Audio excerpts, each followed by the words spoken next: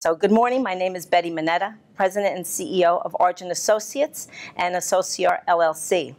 And I am here broadcasting from beautiful downtown Dallas, Texas, headquarters of AT&T.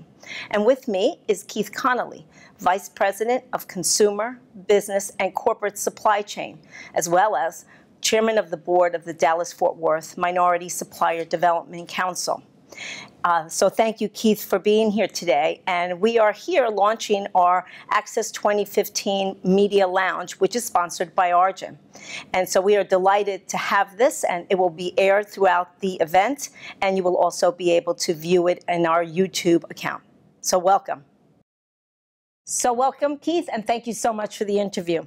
As chairman of the DFW Minority Supplier Development Council and the 2014 E-Award winner of Corporation of the Year, why is minority business inclusion still important to your company?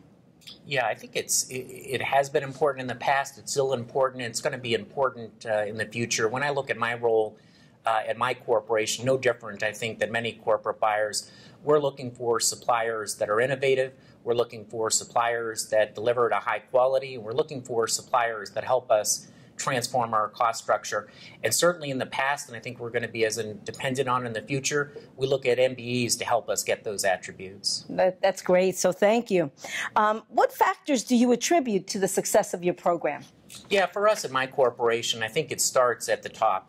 At AT&T, we've got a senior leadership commitment around supplier diversity and inclusion, so that sets the stage and the tone for everything we do. Keith, you're in a very dynamic industry, so tell us a little bit about where you see minority engagement in the future as you continue to transition.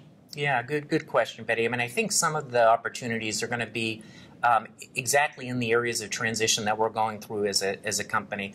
So in our company, we call it our Domain 2.0 program, which really is the architectural shift that we're making, moving to more of a software-defined network, moving to a more of a network function virtualization world.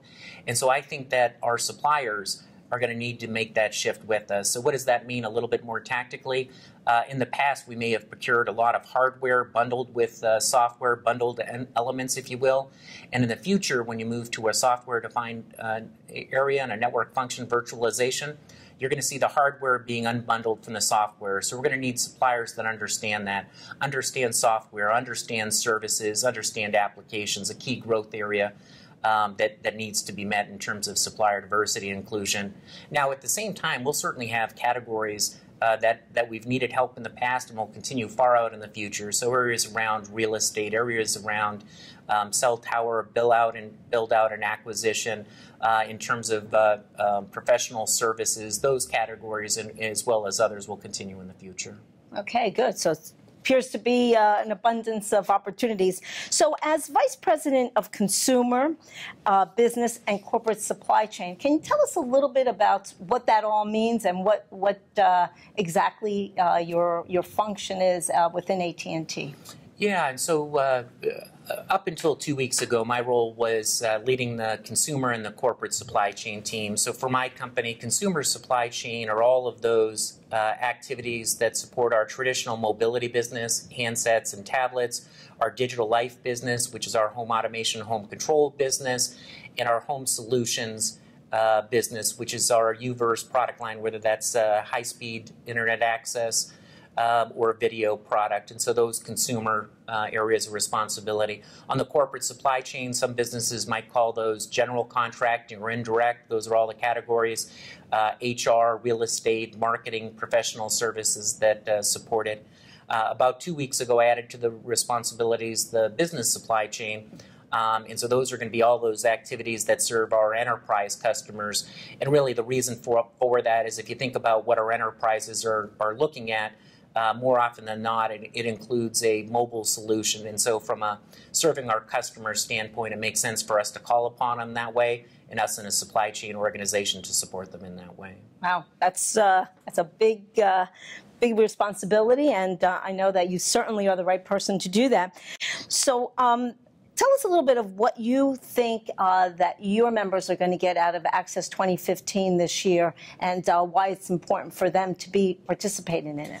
Yeah, we've got a couple specific objectives for all our team members that attend Access. First and foremost, we want to discover MBEs that can help us with our 2015-2016 objectives around reducing cost and improving efficiencies. So that's very important to us. And I think the event itself and the forums and the interaction lend it very nicely for us to discover those suppliers we want to work with. Beyond that, we want to network. We may not have suppliers that we meet with that can help us today, but by building that network, it'll help us when opportunities come down the road. And then last but not least, it's also an opportunity for us to teach and us to coach. In those sessions, we're able to let suppliers know what specifically we're looking for, where we think their strengths are, and what they may need to do to close the gaps to be successful. That's good. So thank you. I'm sure they'll truly appreciate your input in there. So you're a major supply chain expert. What one piece of advice would you give minority-owned businesses when looking at how to win opportunities in the supply chain arena? Yeah, and so my recommendation would be to really understand the business that you're calling upon and come to them with a specific value proposition. Members of the DFW MSDC on the corporate entity side, largely speaking, have fairly mature to very mature supplier diversity and inclusion programs. And so what they're looking for is, amongst that group of entities, which ones really understand their business, not only today about where they're going, and how can you fill a gap? Could you fill a gap around cycle time? Can you fill a gap around quality? Can you fill a gap around innovation? And make it the pitch on that plate. Certainly use members of the supplier diversity support staff to help coach and train. But once you get in front of somebody who's in a leadership position in the supply chain or sourcing, be really specific about what that value proposition could be.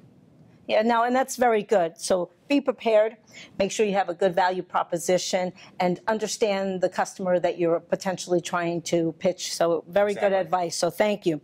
So based on those comments, how do you think supplier diversity professionals can continue to make a strong case for the need of supplier diversity within their companies?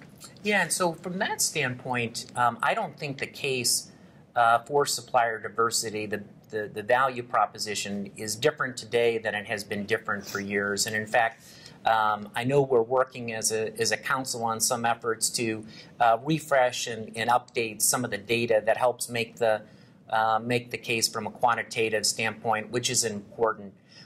However, the value proposition is there, as I said at the onset of this discussion, around having a community of suppliers that can help meet corporations' needs in terms of reducing cost, in terms of increasing innovation, and in terms of executing on a quality basis. So from that standpoint, I don't think there's a change in the value proposition. I think it's sustained for a period of time and will in the future. Again, we need to refresh the numbers so we're being current, and then I think we need to be mindful of some changes on how businesses interact. But I think the business proposition, the value proposition is there and is going to sustain out into the future. Well, I thank you so much for your time, and I know that Access 2015 it's going to be awesome, especially as we're in this current time of change and pivoting into this whole new area. So thank you so much for your time, and we'll see you at Access. Thanks, Betty.